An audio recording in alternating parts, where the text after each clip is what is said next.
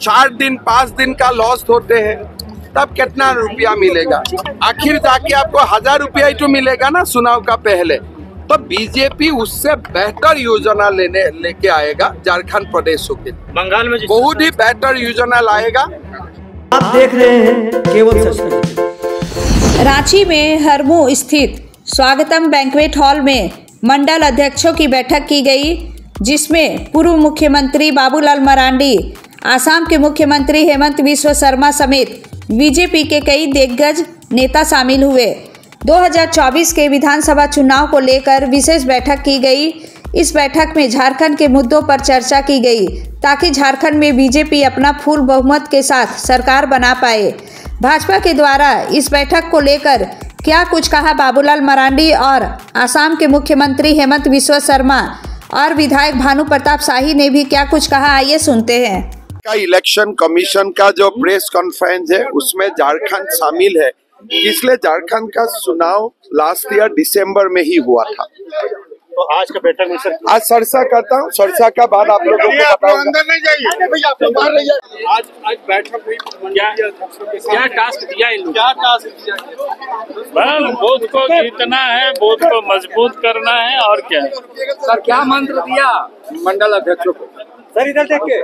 Booth को जीतना है और झारखंड को जीतना है, एक ही मंत्र। सर इधर देख के सर। और झारखंड में भारतीय जनता पार्टी के नेतृत्व में सरकार बनानी है। और अभी जो ठग दलाल और बिचौलियों की सरकार है, इसको उखाड़ के फेंकना है। लेकिन मुख्यमंत्री ने तो ट्वीट किया सर कि 18 तारीख को जो मैया सम्मान योजना है, मास्टर स्ट्रोक होगा और फिर सरकार बनेगी हमारी। ये मुख्यमंत्री के ऊपर कौन भरोसा करेगा?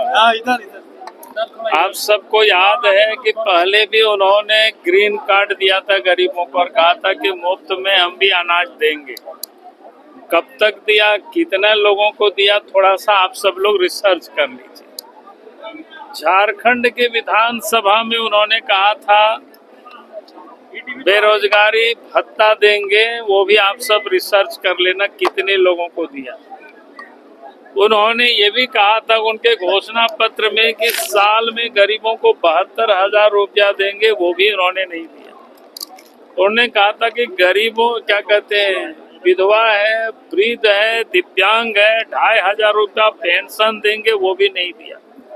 5 लाख जॉब नौजवानों को देंगे, वो भी नहीं दिया। अब उनके ऊपर कौन भरोसा करेगा? भारतीय जनता पार्टी जो कहती है वो करती है। आप देखिए, देश के प्रधानमंत्री आदरणीय नरेंद्र मोदी जी ने कोरोना काल से कहा कि 2029 तक देश के 80 करोड़ लोगों को मुफ्त में प्रत्येक महीना 5 किलो अनाज देंगे, तो वो दे भी रहे हैं। किसानों के खाते में साल में 6,000 रुपया भेजेंगे, तो वो भी भेज रहे हैं।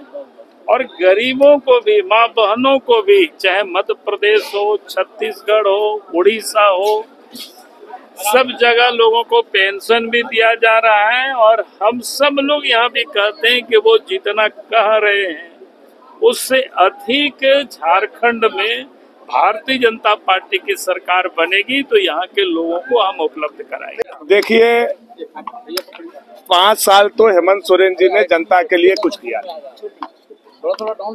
72,000 रुपया चूल्हा खर्चा देने का उन्होंने घोषणा किया था प्रति महिला।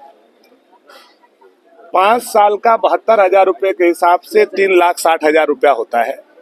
वो जान रहे हैं कि आचार संहिता कभी भी लग सकता है, तो 1 महीना के लिए 1,000 रुपया मैया योजना के माध्यम से दे करके 50 लाख महिलाओं का वोट वो लेना चाहते हैं। अब झारखंड की महिला इतना परिपक्व है, समझदार है कि जहां 3,60,000 रुपया चाहिए था, वहां आप 1,000 रुपया दे रहे हैं, तो वो पैसा से आप वोट ले लेंगे, यह कतई संभव नहीं है। दूसरी बात, झारखंड के युवा, झारखंड की महिला, झारखंड की जनता अब मैया योजना, भैया योजना और सैया योजना किसी से मानने वाली नहीं है। अब हम लोग इनको गट्टा पकड़ करके उतारने वाले हैं। ये बंगाल में जिस तरह से घटना घट रही है, रेप का मामले में पूरा भारतवर्ष में डूब रहे महिलाओं के साथ जो बर्ताव बंगाल में क्या देखिए, ये तो काफी दुखद है। निर्भया कांड को भी मुझे लगता है उसको भी पार कर गया यह घटना। हमारे यहाँ दुमका में शाहरुख के द्वारा जो अंकिता को पेट्रोल डाल करके जलाया गया, उसको भी पार कर गया। एक पहाड़िया बेटी को 50 टुकड़े कर दिए गए, उसको भी ये घटना पार कर गया। काफी दुखद है। ममता बनर्जी जी को जिम्मेवारी लेनी चाहिए और अपने पद से इस्तीफा देना चाहिए। लेकिन वो तो कह रही है कि राम और अब उनकी स्थिति आप समझ सकते हैं कि वो किस तरह से बांग्लादेशी घुसपैठियों के चंगुल में आ गई है। तो जहां ऐसे दुर्घटना कहिए या इसको ये कहिए कि दुर्दांत घटनाएं हो रही हैं, वहां भी उनकी आंख नहीं खुल रही है। तो अब भगवान ही बचाएगा उससे। अच्छा भानु जी, ये राज्यपाल संतोष गंगवार